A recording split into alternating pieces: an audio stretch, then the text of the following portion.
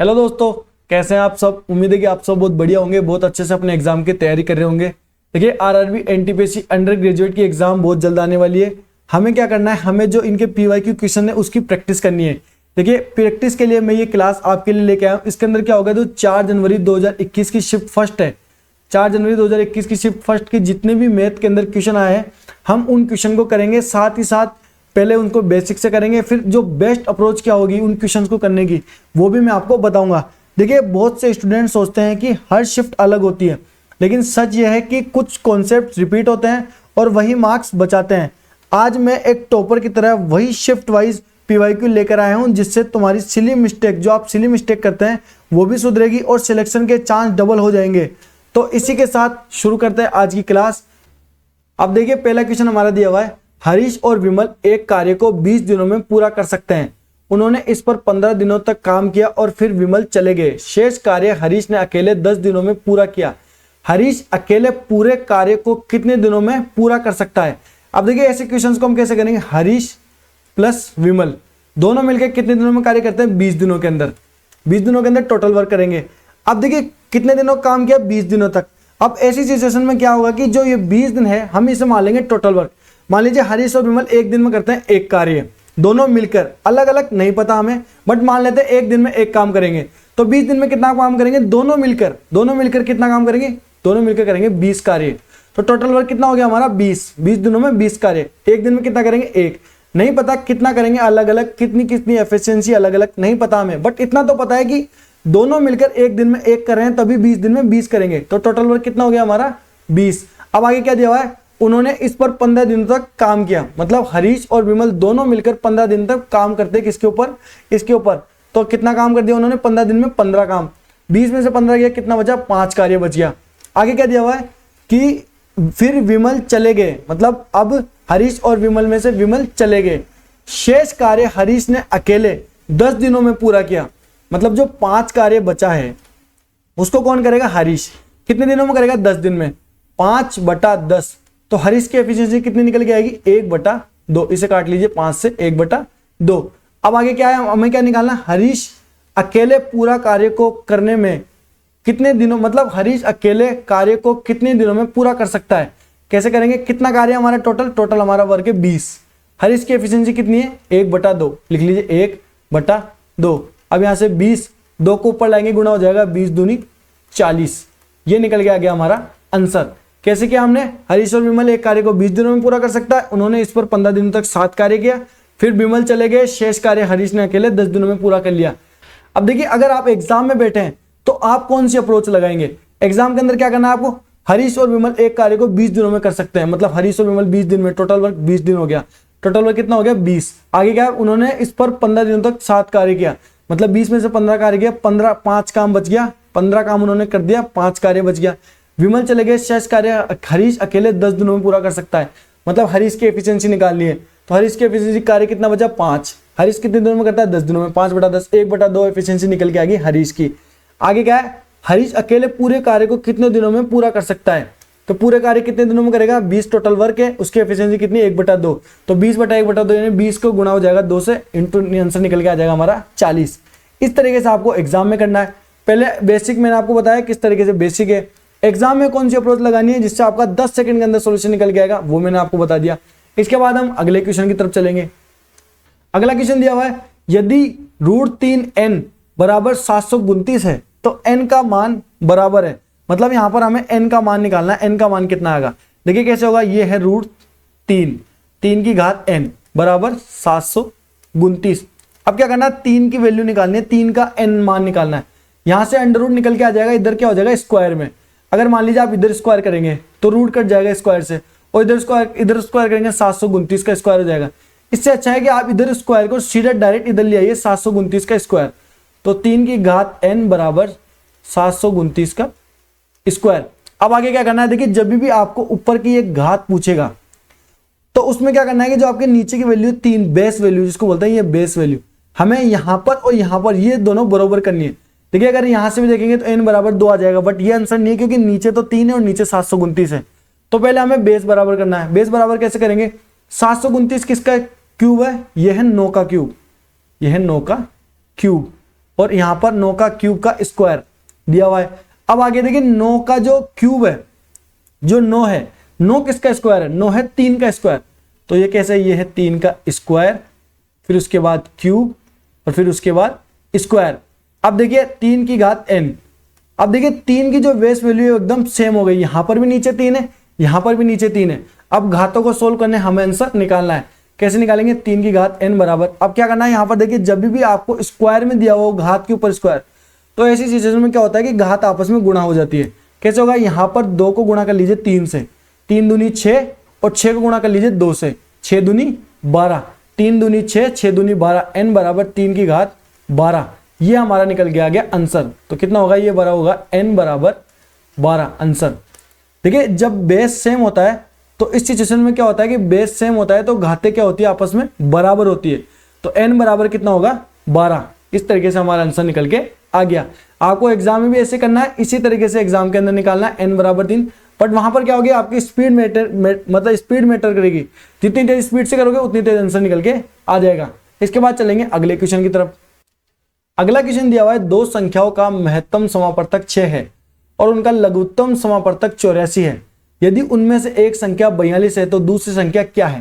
देखिए जब भी आपको इस तरीके के क्वेश्चन दिया हुआ तो इसमें क्या होता है कि आपको क्या ध्यान रखना है? एलसीएम का गुणा जब एचसीएफ में करते हैं, एलसीएम गुणा एचसीएफ बराबर जो होता है वो होता है पहली संख्या गुणा दूसरी संख्या। पहली संख्या को दूसरी संख्या से आप गुणा करेंगे तो वो जो निकल के आएगा वो एलसीएम गुणा एचसीएफ होगा। अब यही आपको इसके अंदर निकालना है। देखिए इसके अंदर डालना है, बस डायरेक्ट वैल्यू डालिए और आंसर निकालिए। एलसीएम कितना दिया हुआ है? लघुत्तम दिया हुआ हमारा 84 गुणा एचसीएफ कितना दिया हुआ है? एचसीएफ हमारा 6 बराबर हमें कौन सी संख्या दी गई है? एक संख्या, यानी पहली संख्या कितनी है? 42। तो दूसरी संख्या निकालिए, यहां मान लीजिए x, सोल्व कर लीजिए। 6 से काटिए 7 बार, 7 से काटेंगे 12 बार, तो x बराबर कितना आ गया हमारा? 12 आंसर हमारा ऑप्शन नंबर ए। ठीक है, निकल के आ गया। क्या ध्यान रखना था आपको? एलसीएम गुणा एचसीएफ बराबर पहली संख्या इंटू दूसरी संख्या, या एक ही संख्या इंटू दूसरी संख्या करना है, ये याद रखना था। बस ये याद है तो फटाफट निकल के आंसर आपका आ जाएगा। इसके बाद चलेंगे अगले क्वेश्चन की तरफ। अब देखिए अगला क्वेश्चन हमारा दिया हुआ है, x square y square plus 1/x² y square बराबर 83 है। तो एक्स वाई माइनस 1/xy का मान निकालना है। क्या मान क्या है? देखिए अब इसको कैसे करेंगे? आपको क्या ध्यान रखना? आपको ध्यान रखना है x प्लस, ये किसका क्वेश्चन है? ये एलजेब्रा का क्वेश्चन। 1/x, इसकी वैल्यू कितनी है? इसकी वैल्यू है n। हमें क्या करना है? जब आप इसका स्क्वायर करेंगे x प्लस 1/x², तो इसकी वैल्यू कितनी निकल गई? इसकी आएगी x² प्लस 1/x² बराबर n² माइनस 2। ये निकल गया क्योंकि इधर स्क्वायर करेंगे तो इधर भी स्क्वायर करना पड़ेगा, n की स्क्वायर वैल्यू आ जाएगी। अब यही आपको इसके अंदर लगाना है। देखिए x प्लस 1/x², ये देखिए ये हो गया यहाँ पर ऐसे, ये बिल्कुल सेम टू सेम हो गया। x² यहाँ पर मान लीजिए x, इसकी वैल्यू है x। देखिए सेम हो गया, x² प्लस 1/x² बराबर 83। अब इसका मान रख दीजिए इधर। इधर किसका मान है? x² प्लस 1/x² का मान कितना है? 83। यहाँ पर n² माइनस 2। अब निकाल लीजिए n की वैल्यू। n की वैल्यू कैसे निकालेंगे? 2 इधर आके प्लस में जाएगा, 85 बराबर n²। तो n की वैल्यू कितनी होगी? √85। √85 किसकी वैल्यू होगी? n की वैल्यू। अब हमें क्या निकालना है? हमें निकालना है x माइनस 1/x। हमारा क्या निकल के आया? हमारा निकल के आ गया n, मतलब x प्लस 1/x की वैल्यू निकल के आ गई। कितनी? ये आ गया xy प्लस 1/xy बराबर कितने आया? √85। अब हमें क्या निकालना? हमें निकालना माइनस में। अब जब भी आपको प्लस का माइनस में करना हो तो आपको क्या करना है? देखिए आपको ध्यान रखना है, जब भी x प्लस, यहां लिख देता हूं x प्लस 1/x, इसको आपको करना है x माइनस 1/x में। तो आपको क्या करना है? देखिए ये लगा लीजिए रूट, यहां पर आएगा n का स्क्वायर माइनस कितना आएगा? 4। n के स्क्वायर में से आप 4 घटाएंगे तो आपका निकल के आ जाएगा क्या? x minus 1/x। देखिए आपने प्लस तो निकाल लिया, x प्लस 1/x, प्लस आपने निकाल लिया। आपको क्या निकालना? माइनस में, क्योंकि यहां पर आपको माइनस दिया हुआ है। प्लस निकाल लिया, माइनस में करना है, इसको लिख लीजिए यहां पर। अब कैसे निकालेंगे? x माइनस 1/x कैसा होगा? n की वैल्यू कितनी हमारी? √85। √85 का स्क्वायर करेंगे, √85, इसका कर दीजिए स्क्वायर माइनस 4, कितना होगा? √85 का स्क्वायर कितना है हमारा? 81। मतलब ये √85 बचेगा। √85 का स्क्वायर करेंगे 85 बचेगा, इसमें से आप घटा दीजिए 4 घटाया तो कितना निकल गया? ये आया 81 रूट। अब 81 का रूट करेंगे कितना आएगा हमारा 9, ये निकल के आ गया हमारा आंसर। अब अलजेब्रा का इस क्वेश्चन में आपको क्या ध्यान रखना था, जब भी आपको ये पड़ेगा ये, अब इतनी रामायण करने से अच्छा है आप थोड़ा सा दिमाग लगाएंगे। कैसे करेंगे एग्जाम के अंदर, आपको ध्यान रखना x square y square plus 1/x square y square, मतलब इसका वैल्यू है x square plus 1/x square बराबर 83, मतलब x square plus 1/x square होता है n square minus 2, n square minus 2 की बराबर वैल्यू रखेंगे तो रूट 85 ये निकल के आ जाएगा। यहाँ पर आपको क्या करना है, माइनस में करना था, रूट 85 का स्क्वायर करेंगे 85, 85 में से 4 घटाई 81 का रूट करेंगे 9, 9 आंसर निकल के आएगा हमारा आ गया। देखिए डायरेक्ट वर्बली किया है मैंने, पेन हाथ में नहीं लोगे तो भी हो जाएंगे। ऐसे ऐसे इजी क्वेश्चन आते हैं। देखिए जो अंडर ग्रेजुएट होते हैं यहाँ पर इतने ज्यादा टफ मैथ के क्वेश्चन नहीं आते हैं, थोड़े इजी आते हैं, कुछ 2-3 क्वेश्चन है जो टफ आते हैं, बाकी नॉर्मल क्वेश्चन आते हैं। तो आपको मतलब ऐसे आप मतलब बिना पेन उठाए आंसर निकाल दोगे, इस तरीके से बताऊंगा आपको और समझाऊंगा कि पेन भी नहीं उठाओगे आंसर निकाल के आओगे एग्जाम के अंदर भी। बस क्लास को पूरी लेना और अच्छे से कॉन्सेप्ट जो मैं आपको बता रहा हूँ उसे समझना, जब आप मॉक दोगे तो आपको इसके अंदर बहुत फायदा मिलेगा। आगे चलते हैं, देखिए अगले क्वेश्चन की तरफ। अगला क्वेश्चन दिया हुआ, एक वृत्त की क्षेत्रफल 154 सेंटीमीटर स्क्वायर है, तो वृत्त की परिधि क्या है, हमें क्या निकालना है। देखिए वृत्त का क्षेत्रफल, अब आप क्या करेंगे और मैं एग्जाम में होऊंगा तो मैं क्या करूंगा। सबसे पहले देखते हैं बेसिक, बेसिक से बताता हूं आपको। बेसिक क्या है, 154 यानी पाई आर स्क्वायर, वृत्त का क्षेत्रफल पाई आर स्क्वायर कितना है 154। यहाँ के लीजिए आप पाई 22/7, ये ले 22/7 आर स्क्वायर बराबर 154। यहाँ से काट लीजिए, 11 से कट गया 2 बार, 11 से कट गया 1 बार 14 बार और 2 से कट गया 7 बार, 7 से ये इधर आगे गुणा हो जाएगा 7 और 7 49 आर स्क्वायर। आर की वैल्यू कितनी आ गई 7, त्रिज्या आ गई हमारी 7। अब हम क्या निकालना है, परिधि 2 पाई आर कर लीजिए, 2 × 22/7 × 7, ये आ गया हमारा 44 आंसर। 44 निकल के आ गया आंसर, 7 से 60 कर गया 22 दूनी 44, ये हमारा निकल के आ गया आंसर वृत्त की परिधि। परिधि हमें निकालनी थी। अब इसमें क्या किया आपने, देखिए पहले आपने निकाली त्रिज्या, फिर आपने निकाली परिधि, जबकि ये क्वेश्चन ऐसा है कि इस क्वेश्चन को आप बस क्वेश्चन पढ़ते सिर्फ 3 सेकंड में आंसर निकाल के आगे बढ़ोगे, सिर्फ 3 सेकंड, 3 सेकंड में ज्यादा बता रहा हूं, 2-2 सेकंड में आंसर है इसका। कैसे निकालोगे, आपको क्या ध्यान रखना है, देखिए इसको मैं साइड में लिख देता हूं, किधर इधर लिख देता हूं। जब भी आपकी त्रिज्या होगी 7, जब भी आपकी त्रिज्या होगी 7 तो उसकी परिधि हमेशा होगी 44। कितनी होगी 44, और उसका क्षेत्रफल होगा 154। परिधि होगी मतलब त्रिज्या होगी 7 तो परिधि हमेशा होगी 44 और उसका क्षेत्रफल हमेशा होगा 154। अब देखिए अब आपको 7 की वैल्यू निकालनी है और आगे करना है। कैसे, मान लीजिए यहां पर परिधि दे दिया, त्रिज्या दे दिया आपको 14, 7 की दुगनी, तो जो आपकी परिधि होगी वो भी जो पहले की परिधि है 44 उससे दुगनी हो जाएगी, कितनी 88। लेकिन जब क्षेत्रफल होगा वो होगा स्क्वायर। कैसे होगा, यहाँ पर 2 का स्क्वायर, 2 का स्क्वायर कितना है 4, यहाँ पर 2 से गुना किया 714 आया, 2 से गुना किया 44 को 88 आया, बट 2 का स्क्वायर 4, यहाँ पर 4 से गुना करना है तो कितना आएगा हमारा, 4 से इसको करेंगे तो 616। तो जब भी आपकी त्रिज्या होगी 14 तो परिधि होगी उसकी हमेशा 88 और क्षेत्रफल होगा 616। अब आपको क्या देखना था इसके अंदर, देखिए एक वृत्त का क्षेत्रफल 154, मुझे याद है 154 क्षेत्रफल, इसका मतलब है कि त्रिज्या इसकी 100% 7 होगी और परिधि इसकी 44 होगी। पढ़ा क्वेश्चन, पढ़ा परिधि, पढ़ा आंसर निकाला, आगे निकल गया, लो निकल गया आगे आंसर।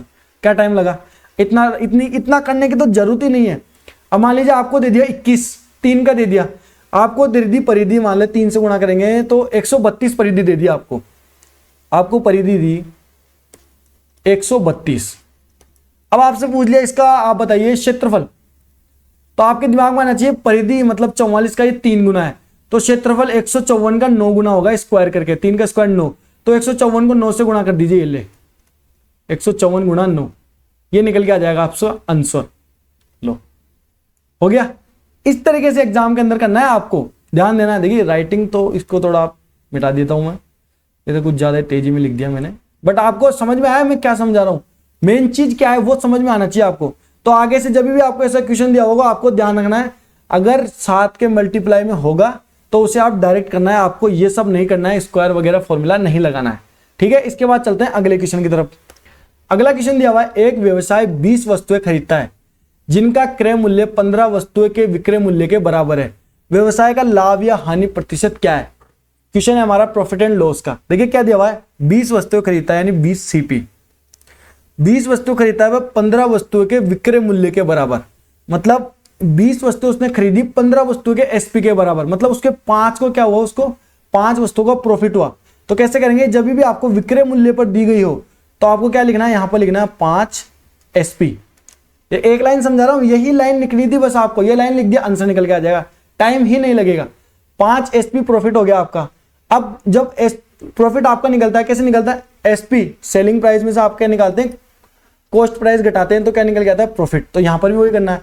20 वस्तुएं आपने खरीदी, 20 SP, 20 SP में से आपने कितना घटाया, 20 CP। लो 20 SP में से 20 CP घटाया और 5 हमारा SP विक्रय मूल्य के बराबर प्रॉफिट आ गया। अब इसे सोल्व कर लीजिए, 20 CP इधर आके प्लस का हो जाएगा, 20 CP बराबर 20 SP में से 5 SP घटा लीजिए, हो गया 15 SP। अब इसकी क्या होता है, सामने वाली वैल्यू हमारी आंसर होता है, मतलब जो 20 में गुना है वो CP की वैल्यू नहीं है, CP की वैल्यू है 15, ये क्रॉस गुना इस तरीके से। तो CP हमारा कितना आ गया, CP और SP। CP हमारा है 15, SP हमारा है 20। हमें क्या निकालना, लाभ या हानि। 5 का प्रॉफिट हुआ कितने पर, 15 पे, परसेंटेज के लिए गुणा 100, कट लीजिए एक बार, 5 से 3 बार, 1/3, 100/3 कितना आएगा, 33.33% आंसर। लो आंसर निकल के आ गया answer number, option number A. देखिए कितनी जल्दी आंसर निकाला, आपको बस ये लाइन बनानी थी, बस ये लाइन बना ली, आंसर निकल के आ जाएगा। इसके बाद चलेंगे अगले क्वेश्चन की तरफ। अब देखिए अगला क्वेश्चन हमारा दिया हुआ है, PQRS एक चक्रीय समलंब चतुर्भुज है, चक्रीय समलंब इस तरीके से बना लेते हैं इसको, ऐसे ऐसे और ऐसे, हाँ ठीक है, PQR और S, ये एक समलंब चतुर्भुज है। आगे क्या है, PQSR के समांतर है, ये PQ ये समांतर है S का R के, और PQ व्यास है, मतलब ये जो PQ है ये व्यास है। इसका मतलब है कि ये वृत्त के अंदर बना हुआ समलंब चतुर्भुज है। किस तरीके से वृत्त बनाएंगे इसको, ऐसे ऐसे ऐसे ऐसे, और ये हमारा हो गया वृत्त, ये बन गया हमारा वृत्त। ठीक है, ड्राइंग को माफ कीजिएगा, ड्राइंग मेरी थोड़ी कमजोर है, बट अभी के लिए आप समझ सकते हैं, थोड़ा समझ में आ जाएगा आपको। PQRS ये P है, PQRS एक समलंब चतुर्भुज है, PQ और RS समांतर है एक दूसरे के, और PQ हमारा क्या है, व्यास, यहां पर ये हो गया व्यास। QPR 40 डिग्री है, कोण यहां पर दिया हुआ है, कोण QPR ये है हमारा 40 डिग्री, 40 डिग्री। हमसे क्या पूछा है, कोण, ये कोण PSR ये वाला कोण पूछा है हमसे, ये हमें क्या बताना है, PSR। अब देखिए कैसे करेंगे, जब भी आपका जो अर्धवृत्त होता है ये वाला, ऐसे अर्धवृत्त, ये हो गया अर्धवृत्त इस तरीके से गोल, अर्धवृत्त के अंदर जो त्रिभुज बनता है उसका जो कोण आता है यहां पर, ये होता है 90 डिग्री। कितने डिग्री होता है, 90 डिग्री। ये हो गया 90 डिग्री, ये हो गया 40 डिग्री, 90 और 40 कितना हुआ, 130। ये हमारा कितना निकल के आएगा, 50 डिग्री। देखिए इसके अंदर ही बता रहा हूं, आप अलग से लिखने की जरूरत नहीं है आपको। क्या है, देखिए जब भी आपका अर्धवृत्त बनेगा, ये क्या है, व्यास, ये है व्यास। त्रिज्या क्या होती है, व्यास की दुगनी, तो इसकी आधी त्रिज्या। तो यहां पर ये व्यास है, तो ये इधर नीचे एक अर्धवृत्त है, एक अर्धवृत्त ऊपर है। अब अर्धवृत्त में आपका जब भी एक त्रिभुज बनेगा तो उसका जो कोण होगा, जो इसकी परिधि को टच करेगा, तो वो कितने डिग्री का होगा, वो होगा 90 डिग्री का। ये हो गया 90 डिग्री का, ये हो गया 40 डिग्री का। ये एक त्रिभुज है, तो त्रिभुज की टोटल वैल्यू कितनी होती है, 180 डिग्री। देखिए यहां पर एक मैं लिख ही देता हूं, कितना है हमारा कोण, एक है QPR, ये दिया है हमें 40 डिग्री, प्लस कौन सा कोण हो गया, PRQ प्लस, और कौन सा RQP, इनकी वैल्यू 180 डिग्री। इसकी वैल्यू में दी है 40, इसकी वैल्यू हमने निकाली 90। हमें किसकी, RQP इसकी वैल्यू निकालनी है, ये हो गया हमारा x, इसे मान लीजिए x मान लीजिए एक बार के लिए, 180 डिग्री। 9 और 4 कितना होगा, 13, 130। 180 में से 130 घटाएंगे तो x की वैल्यू होगी हमारी 50 डिग्री। तो ये कोण निकल के आ गया हमारा 50 डिग्री। हमें कौन सा निकालना है, ये वाला। अब आपको दूसरी लाइन क्या याद रखनी है कि जब भी समलंब चतुर्भुज होगा तो उसके जो सम्मुख कोण है उसका योग कितना होगा, सम्मुख कोणों का योग होता है 180 डिग्री। कितना होता है, 180 डिग्री। तो जो ये कोण है, ये कोण है, इन दोनों कोणों का योग 180 डिग्री होगा, और जो ये कोण है यहां पर, ये वाला, ये R वाला और ये P वाला, इन दोनों कोण का योग होगा 180 डिग्री। तो कौन कौन से कोण हो गए हमारे, कोण है हमारे P, S और R, प्लस कौन सा P, Q और R, इन दोनों कोणों का योग कितना है, 180 डिग्री। हमें कौन सा पूछा, PSR, हमें पूछा ये वाला, इसको मान लीजिए x, प्लस इसकी वैल्यू कितनी दी है, 50 डिग्री बराबर 180। 180 में से 50 घटाएंगे तो 180 माइनस 50 बराबर कितना आएगा, 130 डिग्री। आंसर निकल के आ गया, ऑप्शन नंबर 1। देखिए निकाल लिया आंसर हमने। अब आपको क्या करना है, ये सब लिखना नहीं था आपको डायरेक्ट क्या करना है, यहाँ पर अगर चित्र बना लिया तो समझ में आ जाएगा।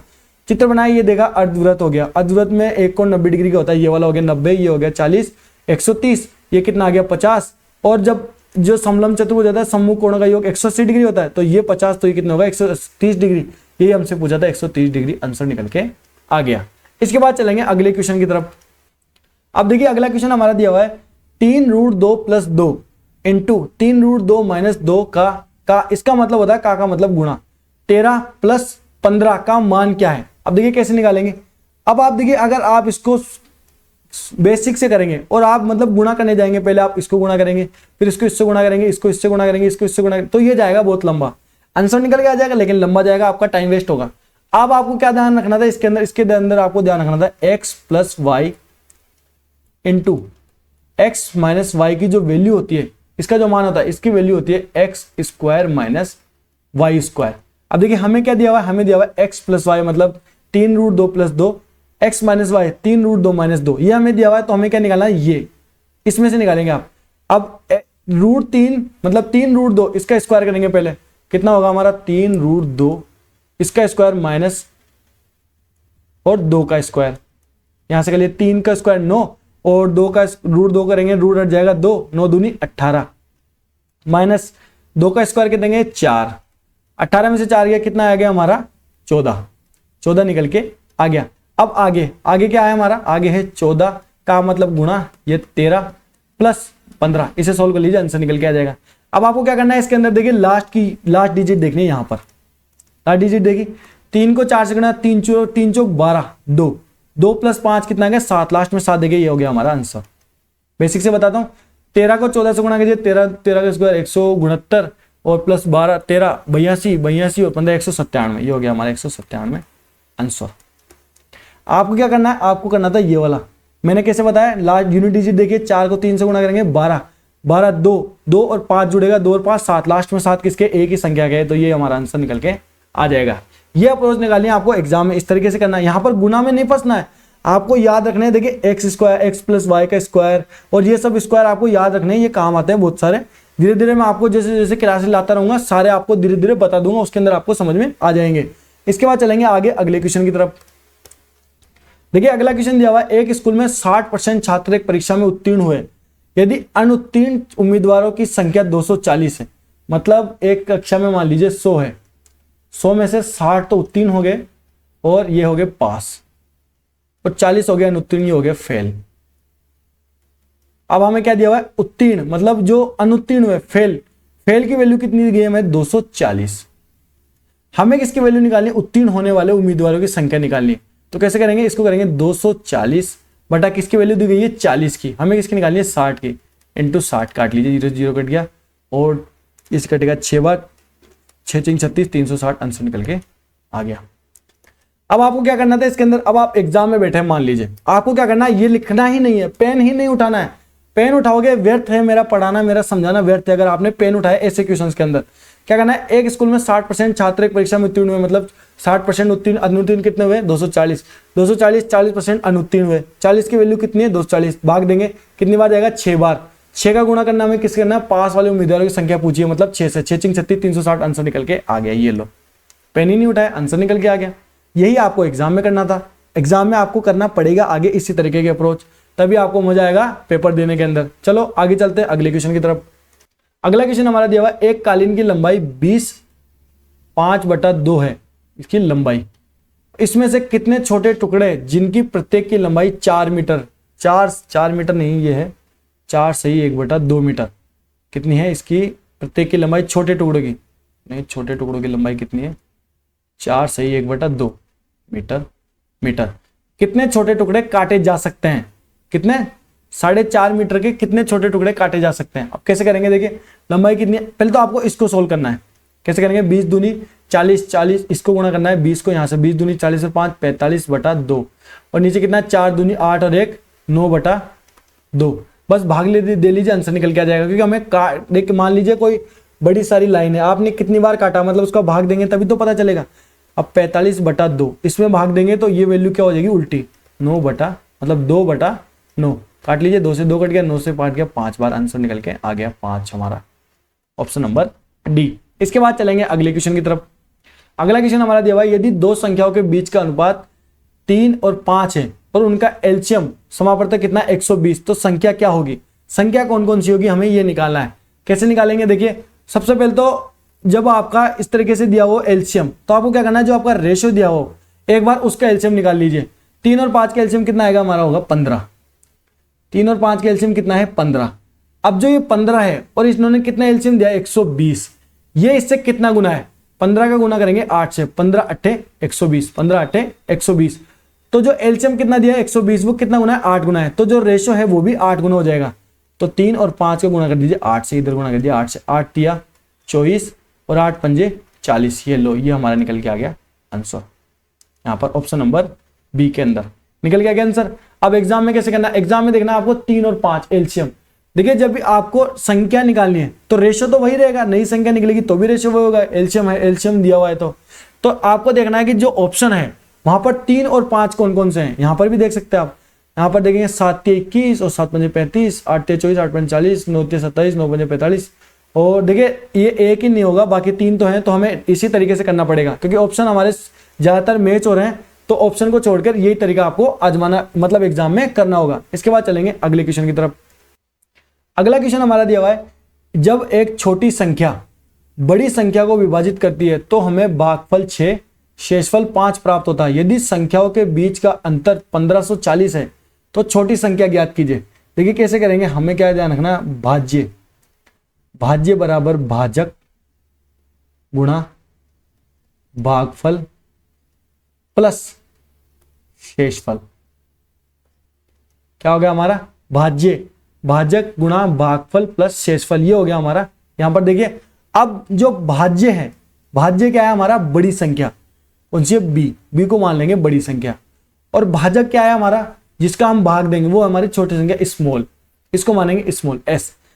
भागफल कितना दिया हुआ है? भागफल हमें दिया है 6 प्लस शेषफल हमारा कितना है? शेषफल हमारा है 5। शेषफल कितना आ गया? 5। हमें क्या निकालना है? हमें निकालनी है छोटी संख्या ज्ञात करनी है, मतलब एस निकालना है यहां से। अब जो ये बड़ी संख्या है, बड़ी संख्या कैसे होगी? दोनों संख्याओं का अंतर कितना दिया हुआ है हमें? 1540। इसका मतलब है कि जो छोटी संख्या है अगर हम उसमें 1540 जोड़ते हैं तो बड़ी संख्या निकल के आ जाएगी। क्या कहा मैंने? कि दोनों संख्याओं के बीच का अंतर है 1540। अगर मैं छोटी संख्या, मुझे पता नहीं है, मान लीजिए कोई भी छोटी संख्या है, अगर मैं उसमें 1540 जोड़ूंगा या फिर बड़ी संख्या में से 1540 घटाऊंगा तो छोटी संख्या निकल के आएगी, और छोटी संख्या में 1540 जोड़ूंगा तो बड़ी संख्या निकल के आएगी। तो यहां पर क्या करना है? छोटी संख्या कितनी हमारी? एस, इसमें जोड़ दीजिए आप 1540 तो निकल के आ गई बड़ी संख्या, यही निकालनी थी। अब यहां से एस इंटू 6s और प्लस कितना आ गया 5, यहां से सोल्व कर लीजिए। ये कितना आ गया हमारा? एस प्लस ये 6s, ये एस आकर यहां पर माइनस हो जाएगा। 6s में से एक एस घटेगा तो कितना बचेगा? 5s। और ये 5 यहां पर 1540 में से घट जाएगा, 1540 में से 5 घटाएंगे तो 1535। बस यहां से 5 का भाग दे लीजिए, 5 या 15 0, 5 7 35। एस की वैल्यू छोटी संख्या निकल के आ गई हमारी, ऑप्शन नंबर डी निकल के आ गया आंसर, ऑप्शन नंबर डी 307। ये निकालना था आपको, बस ये ध्यान रखना था, ये ध्यान रखा, आंसर निकल के आ गया। अब इसको आप एक कौन से तरीके से कर सकते हैं? मान लीजिए ऑप्शन से करना है आपको, आपके दिमाग में नहीं आ रहा भाजक गुणा भाजक क्या था, मैं भूल गया, आपका नहीं आ रहा, तो आप मान लीजिए ऑप्शन से भी कर सकते हैं। ऑप्शन से कैसे करेंगे कि जो भाज्य है बड़ी संख्या, बड़ी संख्या कैसे आएगी? छोटी संख्या है उसका भाग दिया, मतलब छोटी संख्या को 6 से गुणा करना है, उसमें 5 जोड़ना है। छोटी संख्या को 6 से गुणा करके 5 जोड़ेंगे तो बड़ी संख्या निकल के आ जाएगी। छोटी संख्या यहां पर देखिए 580, 580 को 6 से गुणा करेंगे 6 पंजे 30, 3000। उसमें आप कितने जोड़ेंगे? उसमें जोड़ेंगे आप 5 जोड़ोगे तो बड़ी संख्या निकल के आएगी। बट आप यहां से देखिए 1540 में से अगर आपने, इसका अंदर कितना? 1540, छोटी संख्या मान ली 580, 580 में 1540 जोड़ेंगे तो 2000 तो यही हो गया। मतलब 580 में अगर 1540 जोड़ेंगे तो 2000 हो गया, मतलब बड़ी संख्या 2000 के आसपास आनी चाहिए। लेकिन 580 को आपने 6 से गुणा किया तो 3000 तो यही आ गया, तो ये तो आंसर हो ही नहीं सकता। कैसे होगा आंसर? इसके बाद अगला देखिए, ये 600 भी, ये उससे भी बड़ा है, ये भी नहीं होगा। पहला ही ऑप्शन देखा आपने, ये यहां से पता चल गया आपको 580 ये बड़ा है, तो ये नहीं होगा, दूसरा नहीं होगा, तीसरा नहीं होगा, आंसर बचा चौथा, ये टिक लगाया, आगे निकल गया, येलो निकल के आ गया आंसर। कितना टाइम लगा? इस तरीके से आपको एग्जाम में करना है। इसके बाद चलेंगे अगले क्वेश्चन की तरफ। इसके बाद अगला क्वेश्चन हमारा दिया हुआ है कि साइन 23 मतलब साइन 23 डिग्री बटा कोस 67 डिग्री प्लस कोस 71 डिग्री और साइन 19 डिग्री, इसका मान क्या है? देखिए कैसे करेंगे जब भी आपको ऐसे दिया हुआ तो आपको ध्यान रखना है साइन 90 माइनस एक्स बराबर कितना आएगा, कोस डिग्री, कोस एक्स। साइन 90 में से एक्स घटाएंगे तो किसकी वैल्यू आएगी, कोस एक्स की वैल्यू आएगी। और कोस 90 माइनस एक्स घटाएंगे तो किसकी वैल्यू निकल के आएगी, साइन की, साइन एक्स की वैल्यू निकल के आएगी। क्या बोला मैंने, sine 90 minus x cos x, ये है कोस एक्स, और cos 90 minus x sine x. अब यहां पर निकालना है आपको, देखिए ये साइन 90 माइनस 23, 90 माइनस ये माइनस एक सेकेंड, इसको पास में हो गया थोड़ा, हाँ 90 माइनस 23 बटा कोस 67 प्लस यहां पर ऊपर, यहां पर लगाना है हमें ऊपर साइन। साइन कैसे लगाएंगे, कोस 71 मतलब 90 माइनस 71 बटा साइन 19। अब देखिए यहां से कर लीजिए, साइन 90 माइनस 23 करेंगे कितना निकलेगा, साइन कोस 67 बटा नीचे आएगा कोस 67 बराबर ऊपर क्या आएगा, मतलब ऊपर क्या आएगा, कोस 90 माइनस ये आएगा साइन 19 बटा साइन 19। ये ले लीजिए, यहां पर ये प्लस का चिन्ह, यहां पर प्लस का चिन्ह लगा दीजिए।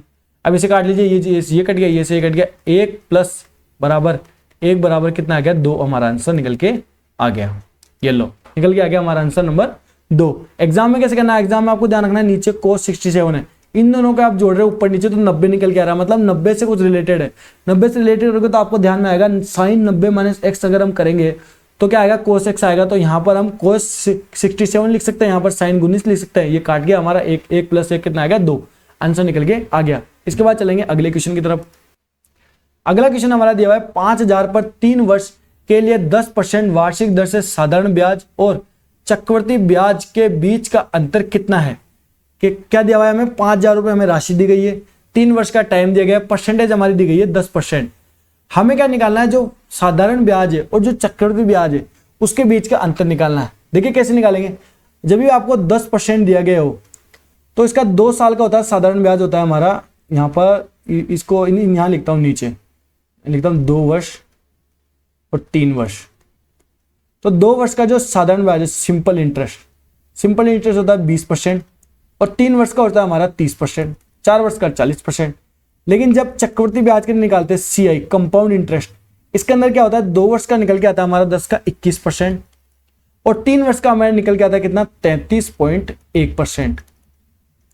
क्या बताया मैंने आपको कि जब भी साधारण ब्याज निकालते हैं परसेंटेज के अंदर, यहाँ पर या आपने परसेंटेज वाले चैप्टर में पढ़ा होगा, यहां तक मुझे याद है, तो इतना बेसिक से मुझे लगता नहीं कि बताना मुझे पड़ेगा।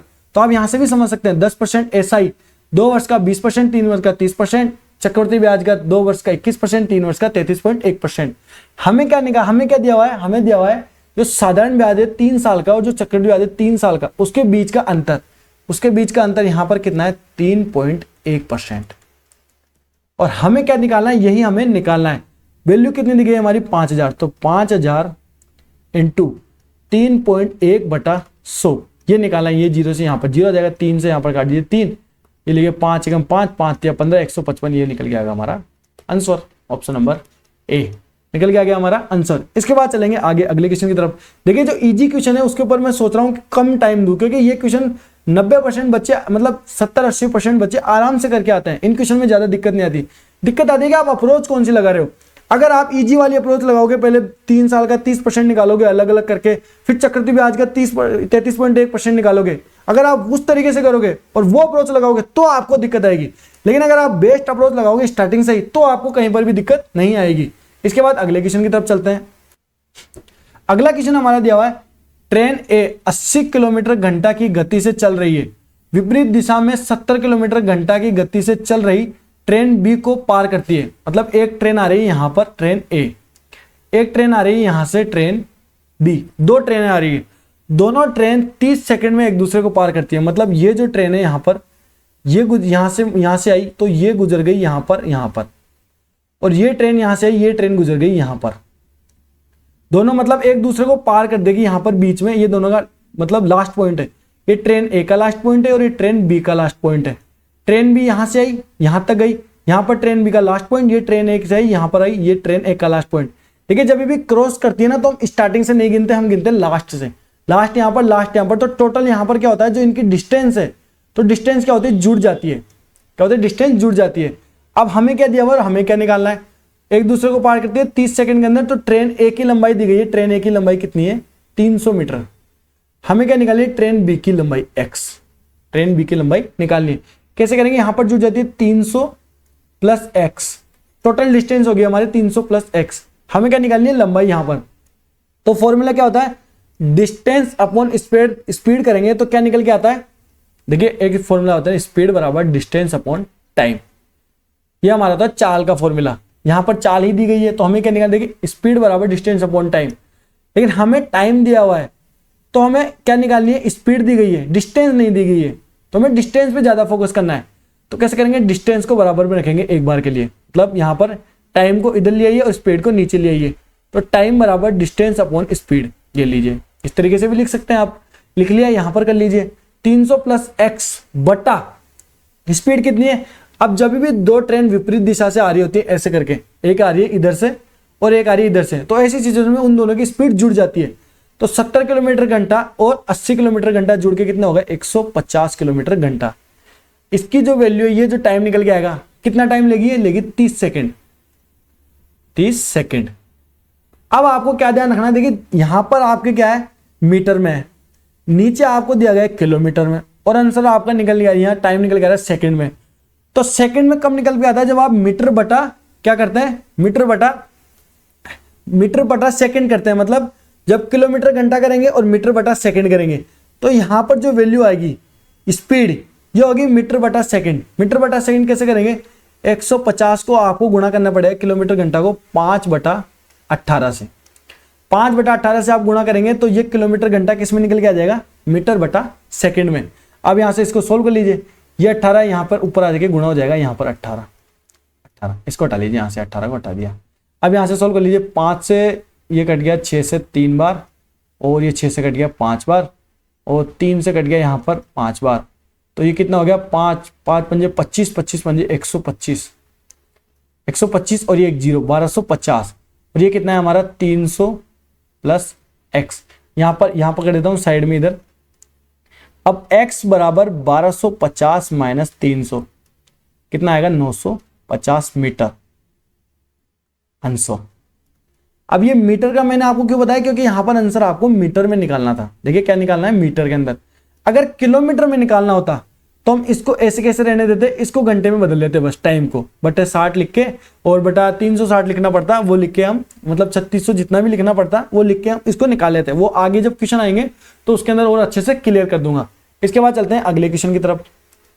अगला क्वेश्चन क्या दिया हुआ है, अगला क्वेश्चन हमारा दिया हुआ है, एक बेलनाकार टंकी की क्षमता, मतलब बेलनाकार टंकी की क्षमता का मतलब उसका आयतन, उसका आयतन कितना हमारा 2376 मीटर क्यूब।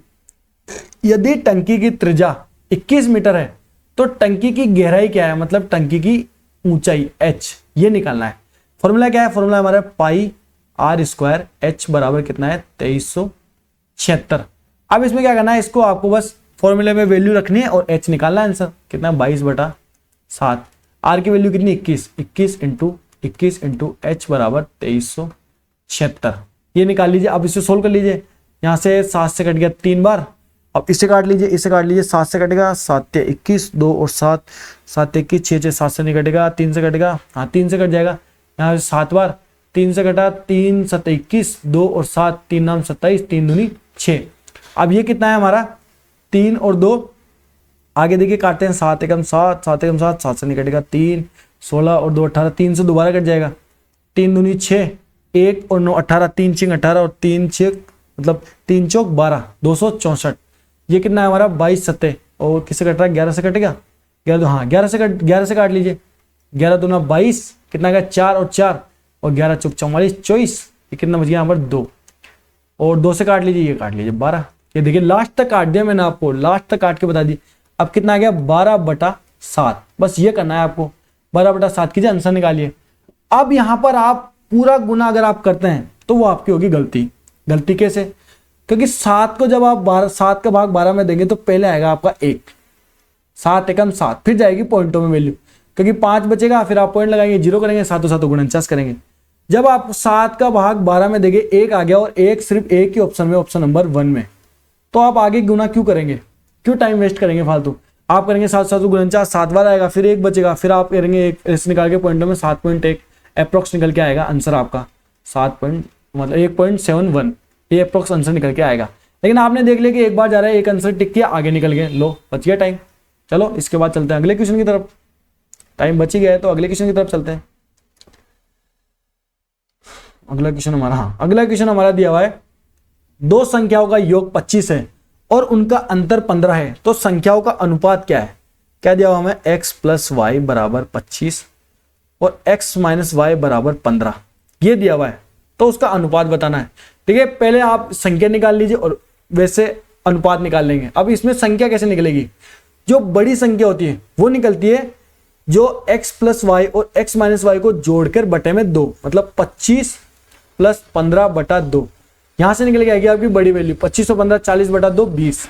छोटी वैल्यू निकलती है माइनस करके, 25 में से 15 घटा दीजिए, बटे में 2 कर दिए, 25 में 15 गया 10, 10 बटा 2 5, ये निकल के आएगी हमारी छोटी संख्या। अब इसका रेशियो निकाल लीजिए, 20 और 5 रेशियो निकल के आएगा, 5 से काटिए 4 बार, 5 से 1 बार, ये हो गया हमारा आंसर ऑप्शन नंबर बी। इसके बाद चलेंगे अगले क्वेश्चन की तरफ।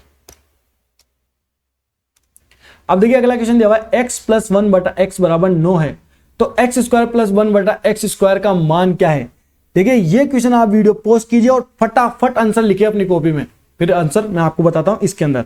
अब देखिए ये मैंने आपको पहले बताया था x प्लस 1 बटा x बराबर 9 है, तो जब हम इसका स्क्वायर करते हैं x स्क्वायर प्लस 1 बटा x स्क्वायर, इसकी वैल्यू क्या होती है, इसकी वैल्यू होती है 9 का n का स्क्वायर माइनस 2। यहां पर n की वैल्यू कितनी है 9, तो 9 का स्क्वायर 81 माइनस 2 बराबर 79, ये हो गया आंसर। कॉपी नहीं उठानी थी, मतलब पेन ही नहीं उठाना था आपको, सीधा देखा आपने 9 स्क्वायर बोझा, 9 का square n square minus 2, 81 minus 2 79, ये लो ऑप्शन नंबर सी। इसके बाद चलते हैं अगले क्वेश्चन की तरफ। अगला क्वेश्चन दिया हुआ है 0.27 का स्क्वायर माइनस 0.13 का स्क्वायर बटा 0.27 प्लस 0.13 का मान क्या है, कैसे करेंगे। अब देखिए मैंने आपको पहले बताया था यहां पर x प्लस वाई का गुणा x माइनस वाई से आप करते हो तो आपका निकल के आता है x square minus y square. अब देखिए यहां पर ये x है, मान लीजिए ये आपका y है, ये भी आपका x है और ये भी आपका y है, ठीक है ऊपर नीचे सेम है, तो आपको क्या दिया हुआ है x square minus y square में आपको ये दिया हुआ है।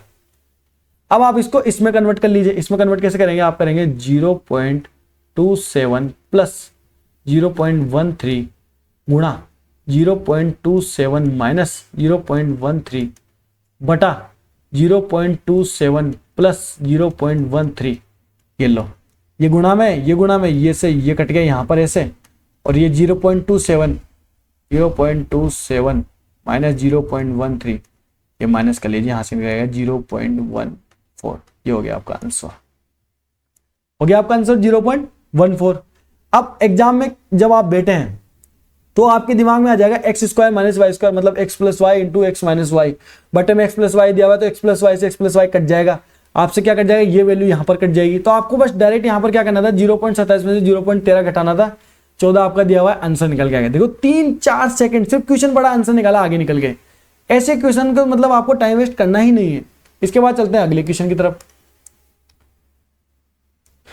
अगला क्वेश्चन दिया हुआ है, यदि tan theta plus cot theta बराबर 5 है तो tan square theta plus coat square theta plus 2 tan square 60 का मान क्या है, कैसे करेंगे। देखिए यहां पर चलते हैं इधर से। अब आपको इसके अंदर कौन कौन सी चीजें ध्यान रखनी, सबसे पहले तो tan theta plus cot theta बराबर मतलब ये बराबर 5। अब आप दोनों तरफ स्क्वायर कर लीजिए, इसे कर लीजिए स्क्वायर और इसको कर लीजिए स्क्वायर। यहां से आपका क्या निकल गया, यहां से आपको निकल गया tan square theta plus coat square theta plus है तो प्लस का 2 tan थीटा गुणा कोट थीटा बराबर 5 का स्क्वायर कितना आ गया हमारा 25। देखिए क्या निकल के आएगा आपका। अब इसको गुणा इसको स्क्वायर कर दिया, यहां पर इसको स्क्वायर कर दिया, यहां पर ये हो गया 25 और ये यहां पर हो गया tan square theta plus coat square theta plus 2 tan theta और कोट थीटा। अब साइड में आपको क्या याद रखना था, यहां पर आपको याद रखना था जब भी tan थीटा गुणा कोट थीटा होगा उसकी वैल्यू होगी 1। क्या होगी 1। यहां पर tan थीटा और कोट थीटा का गुणा है तो इसकी वैल्यू क्या है 1। तो ये कितना होगा 2। तो कैसे करेंगे, ten square theta plus coat square theta बराबर 25 माइनस 2 कितना होगा, ये होगा हमारा 23। 23 निकल के आ गया। अब आपको यहां तक आपने वैल्यू सोल्व कर दी, इसको यहां तक आपको क्या करना था, ये 2 टेन स्क्वायर थीटा ये है एक्स्ट्रा, इसको कैसे करेंगे, सबसे पहले तो आपको पता होना चाहिए टेन स्क्वायर थीटा की वैल्यू कितनी है। टेन स्क्वायर थीटा की वैल्यू होती है सबसे पहले तो टेन 60, माफ कीजिए टेन 60 की वैल्यू कितनी है, टेन 60 की वैल्यू होती है आपकी √3। कितनी है, √3। अब आप √3 का स्क्वायर करेंगे, √3 का स्क्वायर कितना आएगा हमारा 3, और 3 को आप गुणा करेंगे 2 से, 3 इंटू 2 कितना आ गया हमारा 6। बस ये निकालना था आपको, तो इधर मैं लिख देता हूं ten square theta plus coat square theta plus 2 ten square 60 बराबर 25, मतलब कितना आ गया 23, इसकी वैल्यू 23। अब इधर देखिए ये प्लस हुआ है इधर, तो ये इधर भी प्लस होगा।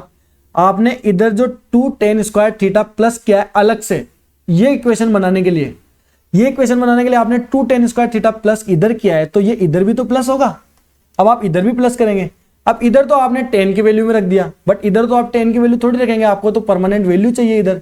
तो परमानेंट वैल्यू क्या होगा, आपने 2 टेन स्क्वायर थीटा की वैल्यू कितनी निकाली, आपने निकाली 6, ये रही 6 यहां पर। तो बस इधर 6 जोड़ दीजिए, 23 प्लस 6 29, ये हो गया हमारा आंसर। निकल गया। कैसे निकला, यहां से स्टार्टिंग से एक इक्वेशन बनाई, इसको स्क्वायर किया। स्क्वायर क्यों किया, सबसे पहले तो यहीं पर ही देखिए स्क्वायर क्यों किया, क्योंकि आपने देखा यहां पर 10 स्क्वायर थीटा है और यहां पर भी 10 स्क्वायर थीटा है, तो स्क्वायर तो आएगा ही आएगा। तो स्क्वायर इक्वेशन बनाने के लिए आपने स्क्वायर कर दिया, और आपके दिमाग में था कि टेन थीटा को कोट थीटा से गुणा होगा तो 1 बचेगा, और 2 यहां पर जाके माइनस हो जाएगा, तो ये टेन थीटा और कोट थीटा की वैल्यू तो हट ही जाएगी। तो इसलिए आपने स्क्वायर करके यहां पर आंसर निकाल दिया। इसके बाद आगे चलेंगे अगले क्वेश्चन की तरफ। अगला क्वेश्चन हमारा दिया हुआ है, एक कक्षा में 48 छात्र है, एक विशेष दिन पर छात्र का केवल 3/8 उपस्थित है, उसी दिन अनुपस्थित छात्रों की संख्या होगी। कितना है हमारा टोटल, हमारे विद्यार्थी है कक्षा के अंदर 8। एक दिन क्या होता है कि केवल 3 विद्यार्थी आते हैं, 3, और कितने नहीं आते, हमारे नहीं आते 8 में से 3 के तो 5 विद्यार्थी अनुपस्थित होते हैं, एब्सेंट होते हैं। हमें किसकी वैल्यू दी गई है, हमें दी गई है जो 8 है टोटल विद्यार्थी, 8 की वैल्यू दी गई है हमारे 48। ये अब 48/8 करेंगे, कितना आएगा 8 × 64, मतलब 8 × 48 6। हमें किसकी वैल्यू निकाली है, उस दिन अनुपस्थित छात्रों की संख्या, मतलब 5 की। तो 6 को 5 से गुणा कर दीजिए, लो 6 × 5 = 30, ये आंसर निकल के आ गया।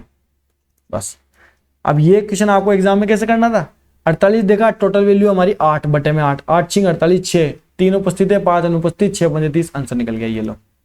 इसके बाद चलेंगे अगले क्वेश्चन की तरफ।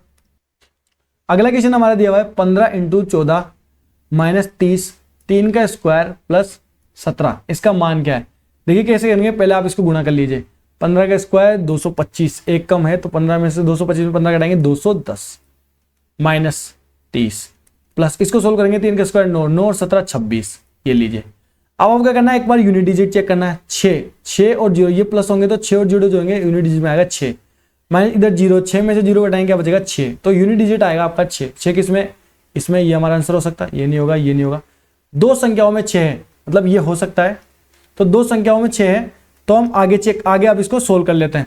सोल्व कैसे करेंगे, अब 210 में 26 जोड़ो, कितना आएगा 236, 236 में से 30 घटा लीजिए, लो -30, कितना आ गया हमारा 206, ऑप्शन नंबर 1 आंसर निकल के आ गया। इसके बाद चलेंगे अगले क्वेश्चन की तरफ।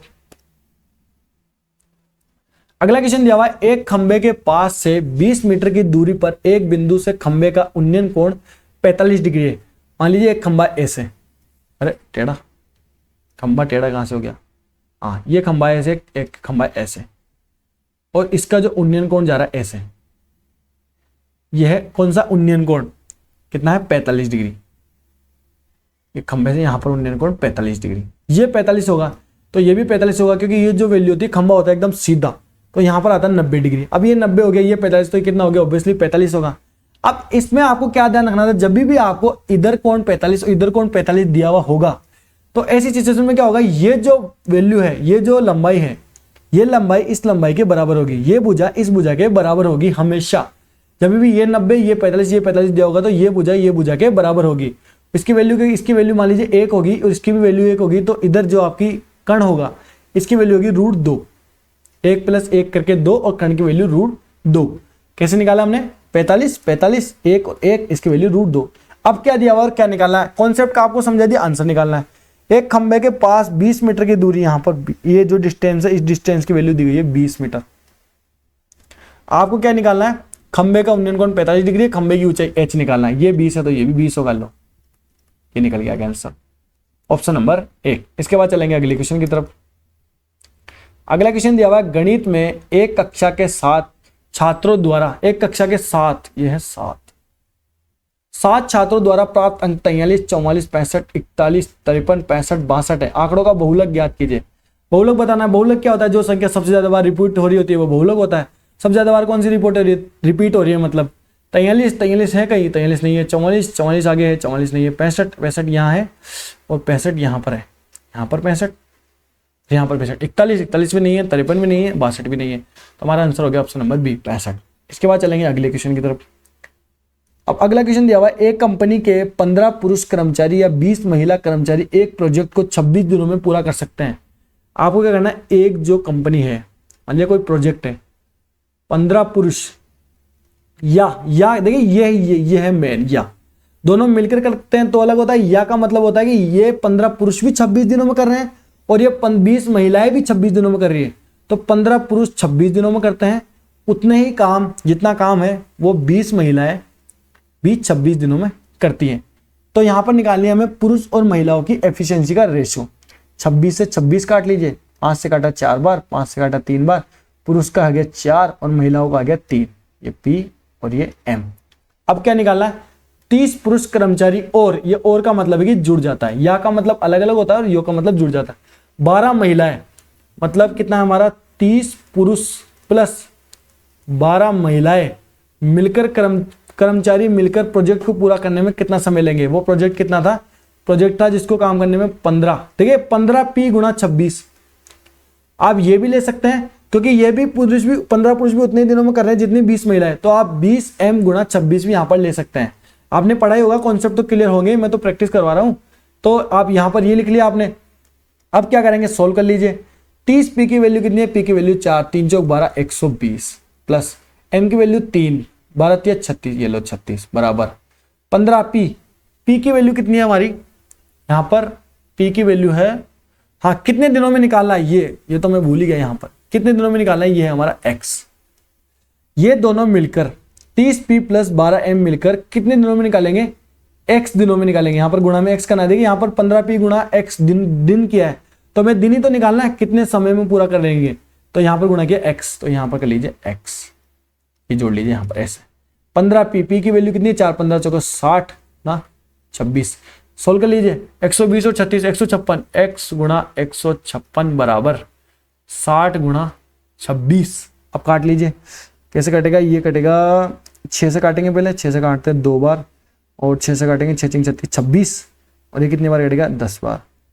26 से 26 कट गया, X बराबर 10, answer option number B.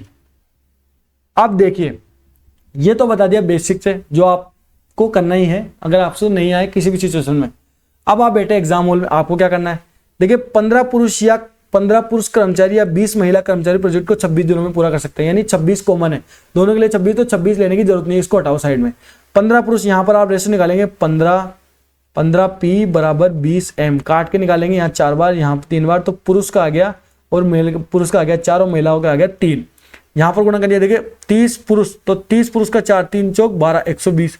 Side में लिखता हूं, आपको शॉर्ट बताता हूं कैसे करना है। 120 प्लस 12 × 4 12 चौक 36, इसको जोड़ लीजिए 300, इसको जोड़ के गुणा कर लीजिए X से, बराबर यहां पर करेंगे 15P 15 चौको 60 60 × 26 60 × 26। बस ये इतनी लाइन बनानी थी आपको, जल्दी लाइन को सोल्व कर लीजिए। आंसर 156 6 से काटेंगे, ये आंसर निकल के आ जाएगा आपका 10। बता दिया मैंने आपको पहले आंसर, साइड में आंसर निकल के आ गया 10। इसके बाद चलेंगे अगले क्वेश्चन की तरफ।